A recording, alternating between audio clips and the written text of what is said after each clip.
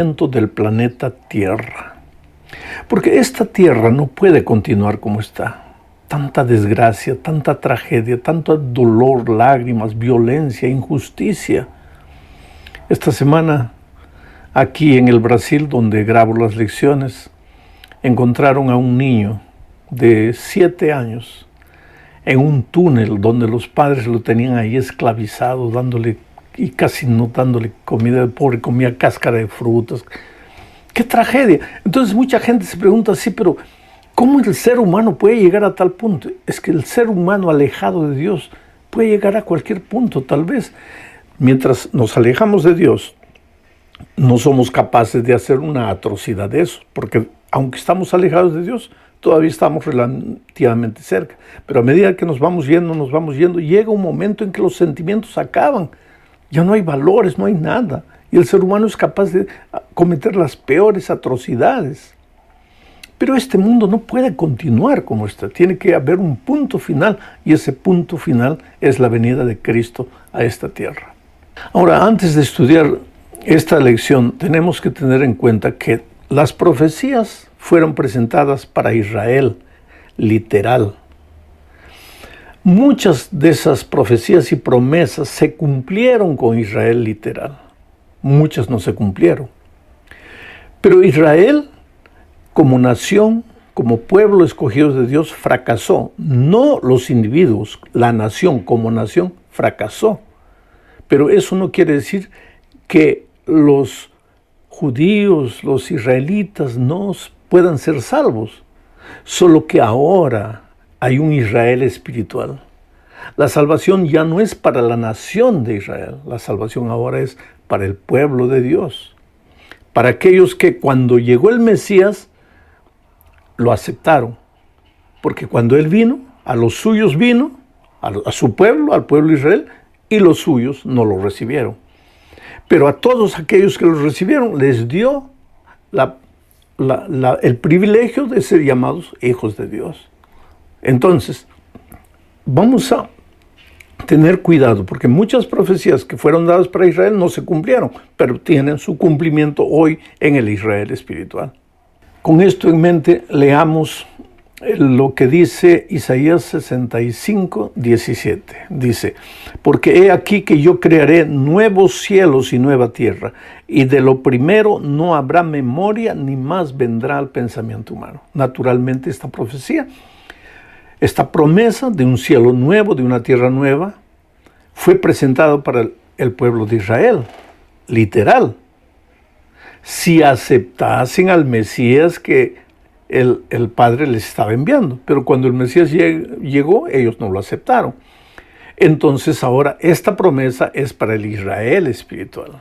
Lo que Dios te está diciendo: hijo, aunque estés sufriendo en este momento, aunque todo esté mal en tu vida, no va a permanecer todo de esa manera. Jesús está volviendo, y cuando Jesús vuelva, todo este mundo que estamos viviendo, esta tierra, será deshecha por completo. Cuando Pedro habla de la descripción de la venida de Cristo, dice que esta tierra será convulsionada completamente, será quemada, arderá. ¿Para qué? Para dar origen a la tierra nueva. Nuestra tierra para siempre será esta misma tierra, solo que purificada, transformada por ocasión de la venida de Cristo. Transformada por completo. Nosotros iremos al cielo solamente durante 1000 años, unas vacaciones intergalácticas, pero después que terminen los 1000 años vendremos a esta tierra. Aquí será nuestro hogar para siempre, pero una tierra completamente transformada, donde el propio Señor Jesucristo será nuestro templo, y donde ya no habrá dolor ni lágrima, ya no habrá muerte, ya no habrá enfermedad. Es por eso que nosotros no podemos acostumbrarnos a caminar en el desierto de esta vida, solo porque podemos encontrar de vez en cuando una comodidad física. No podemos perder de vista la tierra nueva que el Señor ha prometido preparar para su pueblo, que podría haberse cumplido en la vida de Israel, pero que no se cumplió porque cuando el Señor Jesucristo vino, ellos no lo recibieron. Bueno, vamos a la segunda parte de este estudio. Aquí hablaremos del imán divino. Imán es una cosa que atrae, ¿no es cierto? Isaías 62, versículos 2 y 5 dice: mi mano hizo todas estas cosas y así todas estas cosas fueron, dice Jehová. Pero miraré a aquel que es pobre y humilde de espíritu y que tiembla a mi palabra. Oíd palabra de Jehová vosotros los que tembláis a su palabra. Vuestros hermanos que os aborrecen y os echan fuera por causa de mi nombre, dijeron: Jehová sea glorificado, pero él se mostrará para alegría vuestra, y ellos serán confundidos. ¿Cuál es el título? El título de esta parte es Imán Divino. ¿Y cómo podemos encontrar aquí al imán divino? El Señor Jesucristo llega a esta tierra para traer a las personas a Él. El Señor Jesucristo dijo: si yo fuera levantado, a todos atraeré a mí mismo. Por eso es que cuando predicamos las buenas nuevas del Evangelio, no tenemos que predicar el aspecto justiciero de Dios, el aspecto de la ira divina que es una realidad en la vida de los rebeldes. Tenemos que predicar el amor de Dios, el amor que conquista, el amor que trabaja en el corazón, el amor que atrae. Y entonces las personas son atraídas al Señor Jesucristo. ¿Y qué sucede cuando son atraídas? Dice Dios aquí a través de Isaías: pero miraré a aquel que es pobre y humilde de espíritu. ¿Te acuerdas que Jesucristo dijo: venid a mí todos los que estáis trabajados y cargados, aprended de mí que soy manso y humilde de corazón? ¿Te acuerdas que Jesús en el sermón de las bienaventuranzas dijo que son bienaventurados los pobres de espíritu? Humildad. Y todo esto tiene que ver con carácter. Y por eso aquí se habla de la gloria de Dios. ¿Y cómo se alcanza ese carácter? ¿Cómo se llega a reflejar la gloria de Dios? Escucha, sigo leyendo. Que tiembla mi palabra. ¿Quién es el humilde? ¿Quién refleja mi carácter? Aquel que tiembla a mi palabra. Y sigue diciendo: oíd palabra de Jehová. Oíd palabra de Jehová, vosotros los que tembláis a su palabra. Este verbo temblar no es el temblar del pueblo de Israel al pie del monte Sinaí, cuando le dijo a Moisés: Moisés, pídele a Dios que no nos hable porque tenemos miedo de su voz. No es ese temblar. El escritor bíblico usa la palabra temblar en el sentido del respeto a la palabra de Dios, del oír el consejo del divino, del prestar atención a lo que Dios te está diciendo, porque cuando Dios te dice algo es porque te ama, es porque quiere guiar tus pasos a los pastos verdes y a las aguas tranquilas. Aunque en este mundo tengas que atravesar muchas veces por el valle de sombra y de muerte, Dios quiere llevarte a un lugar mejor, a un lugar donde haya una mesa extendida y tú puedas ver a tus enemigos derrotados por completo. Pero para llevarte allá te dejó su palabra. Y cuando Isaías habla de aquellos que tiemblan a su palabra, está hablando de aquellos que prestan atención a su palabra, aquellos que cada día abren su palabra para estudiarla. Y como resultado de esa comunión con Dios a través del estudio de su palabra, pues ellos llegan a reflejar el carácter de Dios y se vuelven mansos y humildes. Ahora mira lo que sucede. Vuestros hermanos, dice, que os aborrecen y os echan fuera por causa de mi nombre, dijeron: Jehová sea glorificado, pero él se mostrará para alegría vuestra y ellos serán confundidos. Aquí hay una profecía embutida que se refiere a los tiempos finales. Vuestros hermanos que os aborrecen. Quiere decir, aquí se está hablando de gente que está en el pueblo cristiano, que se considera cristiano, pero que aborrecen. ¿Aborrecen a quién? A los mansos y humildes, a los que tiemblan delante de la palabra de Dios. y sus hermanos los aborrecen. ¿Y por qué los aborrecen? Porque tiemblan a la palabra de Dios, porque obedecen a la palabra de Dios, porque no cambian la palabra de Dios. Vuestros hermanos que os aborrecen, dice, y os echan fuera por causa de mi nombre. Hay un momento en la historia del cristianismo en que cristianos perseguirán a cristianos. Cristianos que no tiemblan a la palabra de Dios perseguirán a cristianos que tiemblan a la palabra de Dios. Quiere decir, cristianos que tienen la Biblia en la mano, que no la estudian, o que si la estudian la cambian, la anulan, perseguirán a cristianos que están dispuestos a obedecer la palabra de Dios tal como está escrita. Jesucristo está en el medio. Y a pesar de todo esto que sucede a lo largo de la historia, en la vida de las personas, el Señor Jesucristo sigue atrayendo a las personas, llamando, conquistando con las buenas nuevas del Evangelio, con su amor maravilloso. Ahora, los que van a Jesucristo y reflejan su carácter, se vuelven líderes misioneros y de adoración. Y esta es la tercera parte de nuestro estudio. Leo Isaías capítulo 66, versículos 18 y 19. Porque yo conozco sus obras y sus pensamientos. Tiempo vendrá para juntar a todas las naciones y lenguas. Dios está queriendo traer salvación no solamente para Israel, no solamente para el pueblo de Dios que refleja su carácter, que sigue su palabra. Dios está queriendo traer salvación para toda la humanidad, para todas las naciones. No importa la religión que tienes, no importa el ambiente social donde vives, no importa el color de tu piel, el idioma que hablas, tu posición social, no importa. Dios quiere traer salvación a todas las personas. Sigo leyendo. Porque yo conozco sus obras y sus pensamientos. Tiempo vendrá para juntar a todas las naciones y lenguas, y vendrán y verán mi gloria. ¿Vendrán a dónde? Al pueblo de Dios. Y verán la gloria de Dios, ¿cómo? ¿Dónde? En la vida de los miembros del pueblo de Dios, que están reflejando su carácter.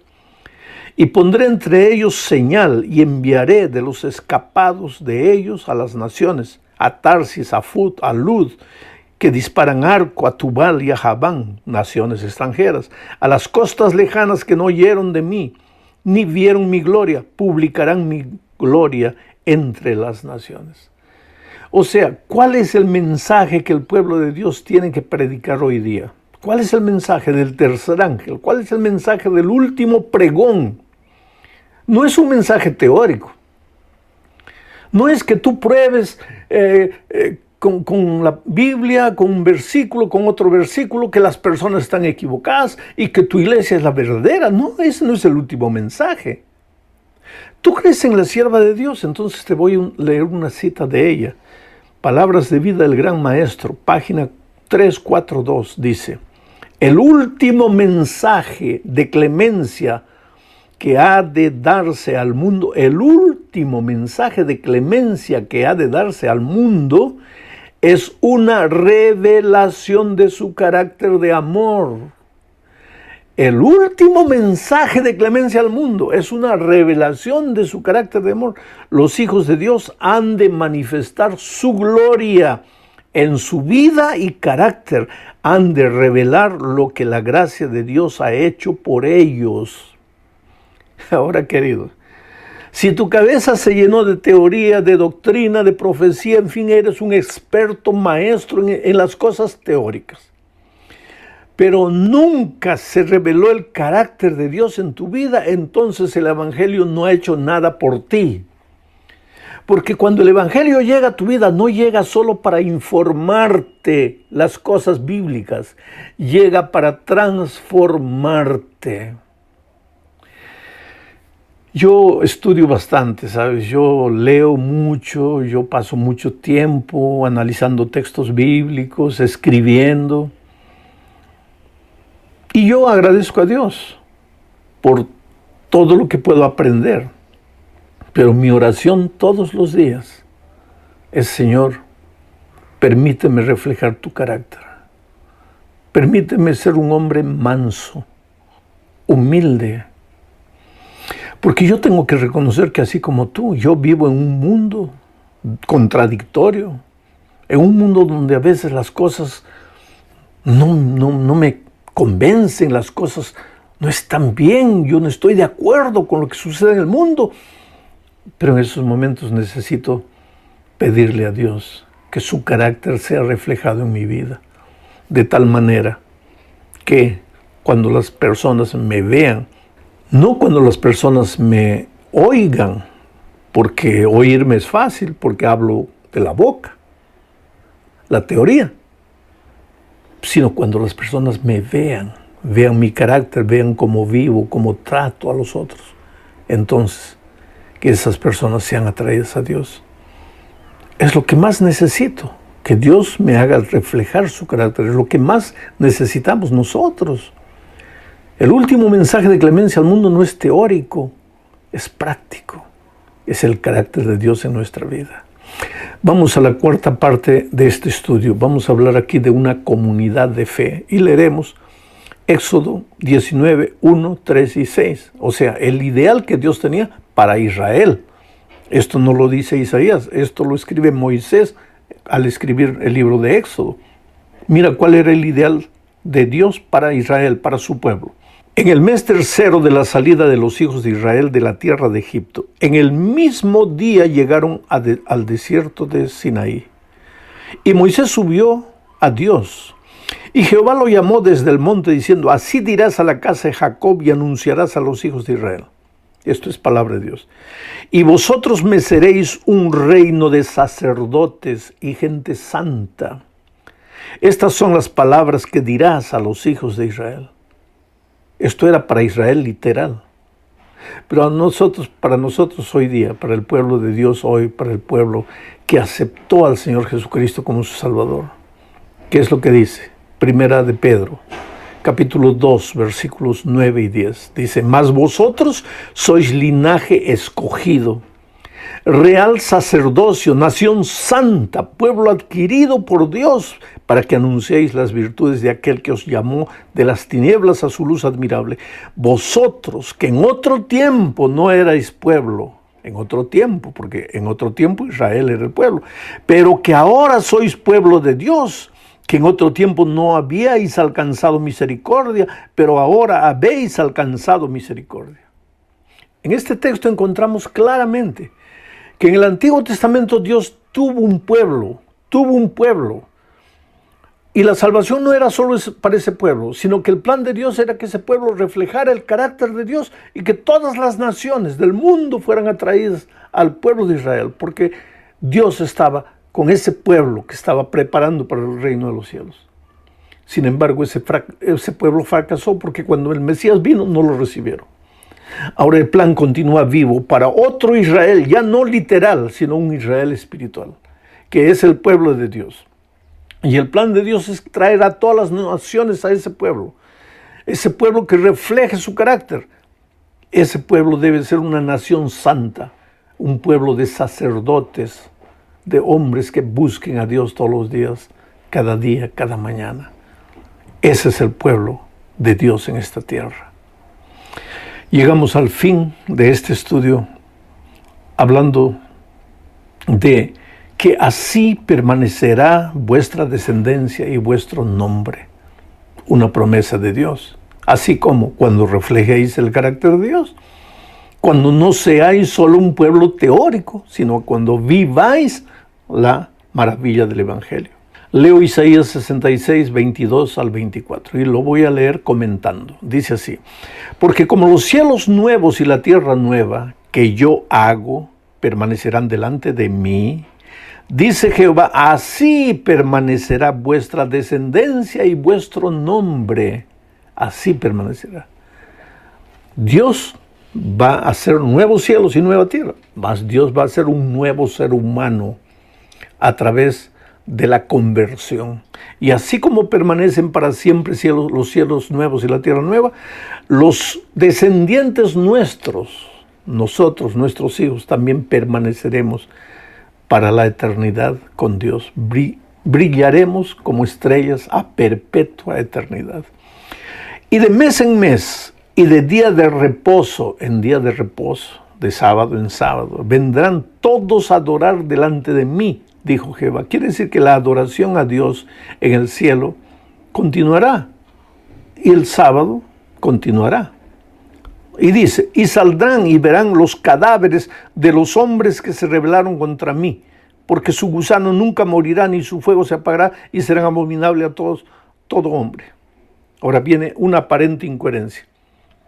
Pero ¿cómo es que en el cielo la gente estará guardando el sábado de mes en mes y cuando salen van a encontrar los cadáveres? ¿Quiere decir que hay cadáveres en el cielo? Querido, recuérdate que las profecías y las promesas fueron dados en primer lugar para el pueblo de Israel en esta tierra. Promesas que no se cumplieron porque el pueblo no aceptó. Entonces se cumplirán con el Israel espiritual.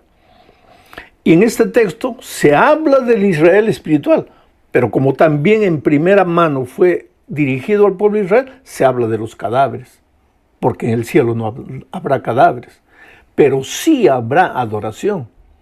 Y sí continuará el sábado eterno. ¿Por qué?